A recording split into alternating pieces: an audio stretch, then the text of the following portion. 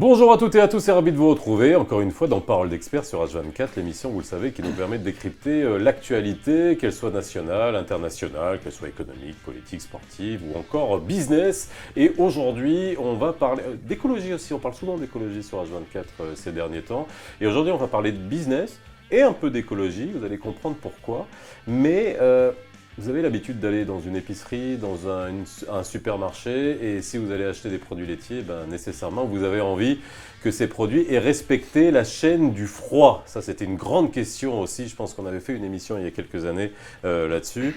Respecter la chaîne du froid, c'est important pour des questions d'hygiène. Et pour respecter cette chaîne du froid, eh bien, vous voyez souvent au sein des villes rouler des camions frigorifiques qui sont différents des camions normaux, et c'est ce qui permet justement d'acheminer toutes ces marchandises, tous ces produits périssables qui sont dans les rayons frais des supermarchés ou de votre épicerie. Et nécessairement, on peut se poser la question, ces camions émettent beaucoup de CO2, et on peut se demander aujourd'hui, avec l'avènement de la voiture électrique, vous en voyez partout, est-ce que des camions frigorifiques électriques existent, respectueux de l'environnement? Je vous dis oui, et on rencontre l'entreprise qui lance le premier camion frigorifique au Maroc, Petit Forestier.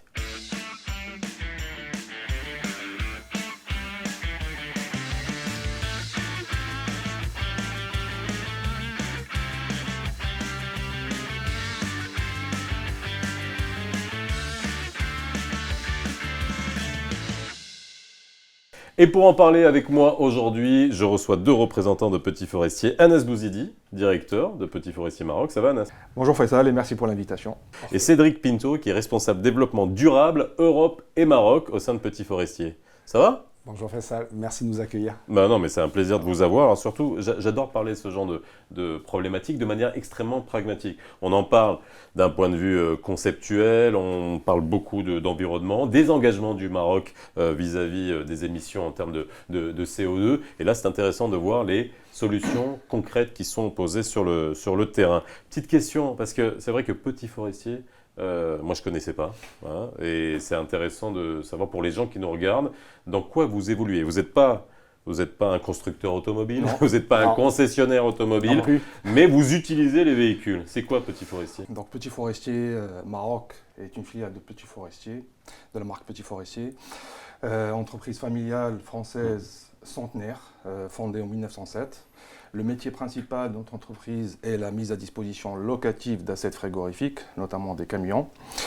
Alors vous, à la base, le métier, c'est vraiment les camions frigorifiques. Exactement, c'est notre cœur de métier. Ouais. Mais ce qui fait la particularité et la singularité de notre métier, c'est cette offre de services, tout compris, de bout en bout, qu'on l'on appelle full service, qui englobe la mise à disposition, bien sûr, du véhicule, l'entretien, la maintenance et la gestion administrative. Alors, concernant Petit Forestier Maroc, on s'est implanté au Maroc en 2010. Nous fêtons cette année notre 15e anniversaire et nous opérons sur tout le territoire national, pour être précis sur 24 villes, à travers 1800 camions frigorifiques en location. 1800. Exactement. C'est une grosse flotte, ça. Ouais. Exactement. Et des équipes disponibles 24 heures sur 24, 7 jours sur 7. En gros, si je comprends bien, vous n'êtes pas une société de location longue durée de camions frigorifiques, vous les mettez à disposition, vous vous en occupez, vous gérez un parc de camions qui a, à mon avis, un entretien spécifique, parce que le frigo, c'est pas comme les camions normaux. En fait, si tu veux, la mission principale de Petit Forestier est la location de camions frigorifiques avec full service et de permettre à ses clients de se concentrer uniquement sur leur cœur de métier. Oui, surtout que ça doit coûter cher un camion frigo. Donc j'imagine c'est... Ouais. Parce qu'il y a un équipement spécifique, il y a le gros frigorifique, il y a la caisse isotherme. L'entretien spécifique. Exactement. Bon, on va parler du camion frigo électrique. Je vais donner quelques chiffres quand même parce que c'est important, parce que on va parler d'environnement à travers ça, et puis on va parler de technologie, et surtout pourquoi vous êtes les premiers à lancer ça sur le marché. Je suis allé demander à mon ami, à notre ami commun, mais en vérifiant à chaque fois les infos, parce que moi j'utilise ChatGPT comme un outil de recherche augmenté, mais il faut aller checker, croiser et appeler parfois pour checker les infos.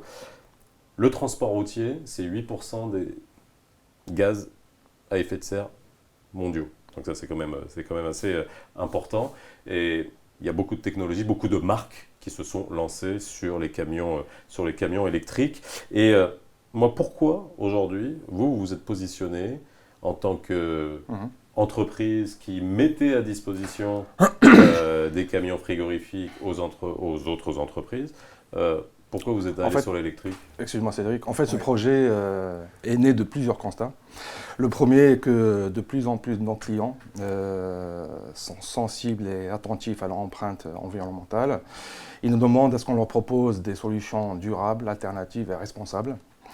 Le second, ce sont les C'est RSE quoi. Exactement, voilà, pour faire bref. Ensuite, le second, ce sont les contraintes que nous observons depuis plusieurs années déjà, qui sont en lien avec le développement urbanistique de nos grandes villes, comme Casablanca par exemple, à savoir tout ce qui est nuisance sonore, pollution et congestion. Et chez Petit Forestier, on est convaincu que le camion électrique répond parfaitement à ces enjeux immédiatement. Et le dernier, pour finir sur cette question, et comme vous le savez, comme tu le sais Faisal, le Maroc a une ambition très claire à travers sa stratégie de développement durable. Il souhaite devenir un leader africain de la mobilité durable. Et nous, en tant que leader d'allocation de véhicules frigorifiques, on souhaite naturellement faire partie de cette ambition-là. Okay.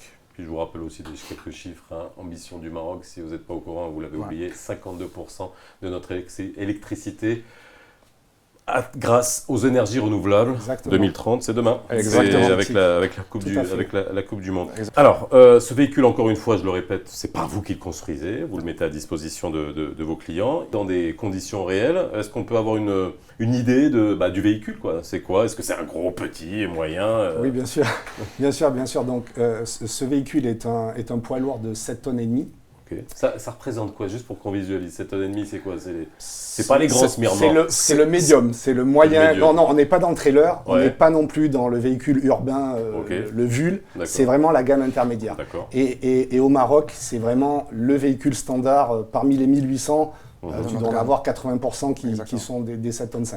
Alors, question, encore une fois, sur l'électrique. Alors moi je me suis intéressé à un véhicule électrique pour aller en acheter un, la première chose que je regarde c'est temps de recharge, autonomie. Bien sûr. Et alors, donc là, si j'imagine sur les utilitaires, les gros camions, ça représente quoi? Avant de répondre à ta question, permets-moi de donner plus d'indications sur les caractéristiques techniques du véhicule. Donc je l'ai déjà dit, c'est un poids lourd de 7,5 tonnes équipé d'un moteur électrique, d'un moteur 100% électrique, d'une puissance... C'est pas de l'hybride, c'est de l'électrique. Non, c'est du 100% électrique, d'une puissance totale de 100 kW et alimenté par 2 batteries lithium d'une capacité totale de 107 kWh. Donc pour répondre maintenant précisément à ta question, concernant l'autonomie, ce véhicule dispose d'une autonomie d'environ 120 km avec le groupe frigo allumé, puisqu'il y a la spécificité. Les batteries du châssis alimentent également le grille frigo. Parce qu'un camion frigo, il faut savoir que ça consomme un peu plus qu'un camion normal. C'est normal, parce que ça alimente le bloc frigo. Tout à fait. Et avec 120 km d'autonomie, ça répond parfaitement aux besoins des tournées urbaines, périurbaines, comme ici par exemple dans le centre-ville de Casablanca ou à Marrakech. Ok, donc un camion qui livre des produits frais, il ne va pas faire plus que 100 bornes entre l'entrepôt et puis en moyenne, c'est 50-60 km exactement. Parcouru par jour. Côté froid, il est équipé d'un groupe frigorifique qui est lui aussi 100% électrique, ce qui garantit une maîtrise continue de la chaîne du froid, même en cas de forte chaleur, comme on peut rencontrer au Maroc. Et enfin, pour la recharge, il se recharge de 0 à 100% en moins de 2 heures. En moins de 2 heures. Via une borne rapide en courant continu DC d'une puissance de 90 kW. Ok, donc ça veut dire que ça fonctionne bien. Circuit périurbain, il revient à l'entrepôt, on le met à charger, le lendemain matin, il est réglé. Exactement. Il ne va pas faire de livraison la nuit. Quoi. Exactement. Voilà, donc, on recharge la nuit et on fait la tournée le lendemain. Vous l'avez déjà expérimenté avec un client, j'imagine. Il y a beaucoup de clients qui sont dans la distribution, alors aussi bien moderne que traditionnelle, c'est-à-dire les épiceries, mais aussi la grande surface. Vous avez des retours, ça se passe bien? Si tu veux, Faisal, le test a été démarré, qui est en cours, a été démarré lors du dernier salon de l'agriculture internationale CIAM CNES, en collaboration avec notre client Centrale Danone. Ce qui a été aussi un signal fort, un symbole fort en lien avec l'agriculture durable. Ensuite, ce véhicule a été intégré immédiatement dans les tournées de distribution de notre client. Ce qui nous permet aujourd'hui, parce que le véhicule est toujours en test, ce qui nous permet aujourd'hui d'avoir des retours sur expérience en temps réel et d'observer son adaptabilité dans des circuits de distribution urbains denses et sur des trajets courts et moyens. Les retours sont très encourageants, notamment par rapport à la performance du froid. Tous les utilisateurs qui ont eu l'opportunité de le tester ont relevé immédiatement un certain confort, une fluidité de conduite, c'est-à-dire pas de vibration, pas de bruit. Et pas de bruit. Donc exactement. Donc la vraie valeur ajoutée à apporter aux chauffeurs, aux utilisateurs de notre client, c'est le silence. Surtout pour les utilisateurs qui opèrent dans des circuits de distribution tôt le matin. C'est vrai. Voilà. Et pour compléter les propos d'Anas, le retour terrain est vraiment fondamental pour nous, puisqu'il ne suffit pas de disposer de la solution technologique, encore faut-il qu'elle soit adaptée aux attentes et aux besoins de nos clients. Et au-delà de la performance logistique, c'est aussi une question d'image. Aujourd'hui, pour nos clients, être en mesure de dire qu'ils livrent sans bruit et sans pollution, sans émission, c'est aussi un message fort qu'ils adressent à leurs propres clients. Exactement. Ce véhicule électrique ne répond pas uniquement à une question réglementaire. Ça pourrait être vraiment un avantage concurrentiel pour nos clients, car il combine entre exigences environnementales et performance opérationnelle aussi. Et puis c'est comme les bagnoles, ça veut dire que ça demande moins d'entretien, j'imagine. Ou c'est vous qui vous en chargez, mais on verra avec le temps. Exactement. On est vraiment dans les prémices, dans le lancement.